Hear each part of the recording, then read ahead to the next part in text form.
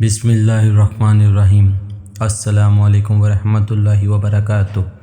آج ہم بات کریں گے ایک ایسے عظیم شخصیت کے بارے میں جن سے دنیا کے ہر انسان کا تعلق ہے۔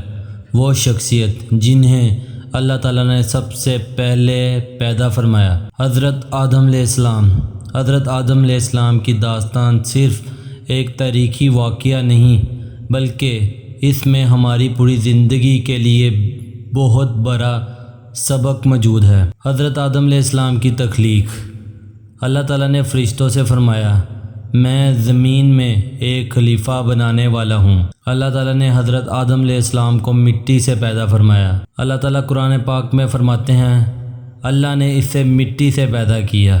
ایک اور مقام پر اللہ تعالیٰ نے انسان کی تخلیق کے مختلف مراحل کا ذکر فرمایا ہے۔ اللہ تعالیٰ فرماتے ہیں کہ اس نے آدم علیہ السلام کو مٹی سے پیدا کیا، پھر ان کی درست صورت بنائی اور ان میں اپنی طرف سے روح پھونکی۔ یہ حضرت آدم علیہ السلام کے عظیم مقام کی نشانی تھی۔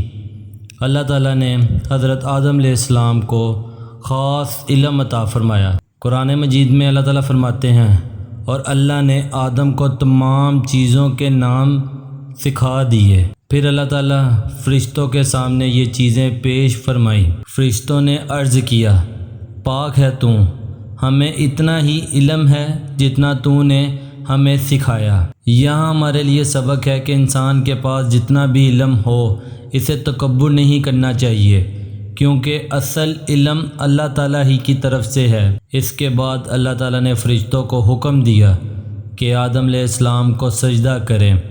تمام فرشتوں نے اللہ تعالیٰ کا حکم مان لیا اور حضرت آدم علیہ السلام کے سامنے سجدہ کیا، لیکن ایک نے انکار کر دیا، وہ تھا ابلیس۔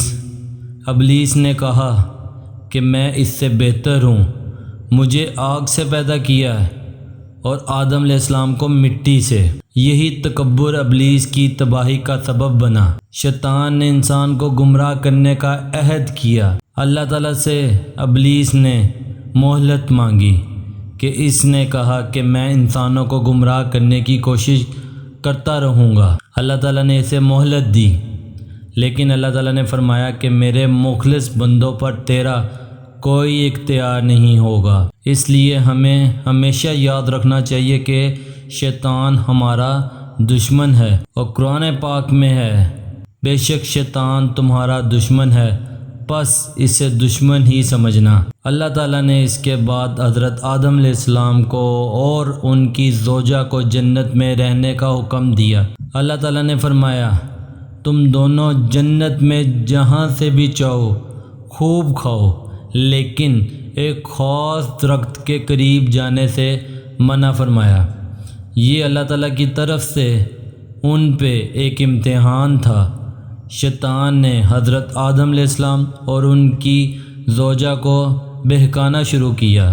قرآن مجید میں آتا ہے کہ شیطان نے انہیں وسوسہ دیا اور کہا، کیا میں تمہیں ایسا درخت بتاؤں جو ہمیشہ کی زندگی اور نہ ختم ہونے والی بادشاہت کا سبب بن جائے؟ شیطان نے قسمیں بھی کھائی کہ وہ ان کا خیر خواہ ہے۔ آخر کار حضرت آدم علیہ السلام اور حضرت حوا علیہ السلام سے بھول ہو گئی اور انہوں نے اس درخت سے کھا لیا۔ جب کھا لیا تو ان کو اپنی غلطی کا احساس ہوا اور فوراً اللہ تعالیٰ کی طرف توبہ کی توجہ فرمائی۔ جب حضرت آدم علیہ السلام اور ان کی زوجہ کو اپنی غلطی کا احساس ہوا تو انہوں نے فوراً اللہ تعالیٰ سے معافی مانگی۔ انہوں نے دعا کی، اے ہمارے رب، ہم نے اپنی جانوں پر ظلم کیا، اور اگر تو نے ہمیں معاف نہ کیا اور ہم پر رحم نہ فرمایا تو ہم ضرور نقصان اٹھانے والوں میں سے ہو جائیں گے۔ یہ دعا ہمیں سکھاتی ہے کہ جب انسان سے غلطی ہو جائے تو اللہ سے دور نہیں ہونا چاہیے بلکہ فوراً توبہ کرنی چاہیے۔ پھر اللہ نے اس کی توبہ قبول فرما لی۔ اس کے بعد حضرت آدم علیہ السلام اور ان کی زوجہ کو زمین پر بھیجا گیا۔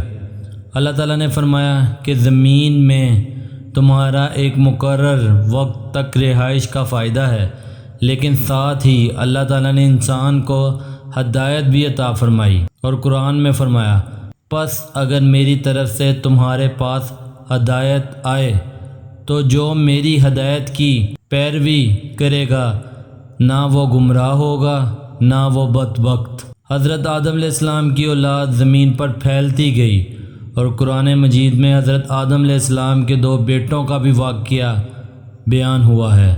دونوں نے اللہ کے لیے قربانی پیش کی، لیکن ایک کی قربانی قبول ہوئی اور دوسرے کی قربانی قبول نہ ہوئی۔ جس کی قربانی قبول نہ ہوئی اس نے اپنے بھائی سے کہا، میں تمہیں ضرور قتل کر دوں گا، لیکن دوسرے بھائی نے جواب میں اللہ کا خوف ظاہر کیا۔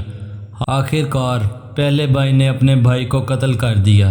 یہ انسانی تاریخ میں پہلا قتل کا واقعہ تھا جو حسد کی بنیاد پہ ہوا۔ ہم سب حضرت آدم علیہ السلام کی اولاد ہیں، اور ایک دن ہمیں اپنے رب کے سامنے واپس جانا ہے۔ اگر آپ کو یہ ویڈیو پسند آئی ہو تو ضرور اس کو اپنے گھر والوں سے اور اپنے دوست احباب سے شیئر کریں۔ شکریہ۔ اللہ تعالی ہمیں قرآن اور سنت کو سمجھنے اور اس پر عمل کرنے کی توفیق عطا فرمائے۔ السلام علیکم ورحمۃ اللہ وبرکاتہ۔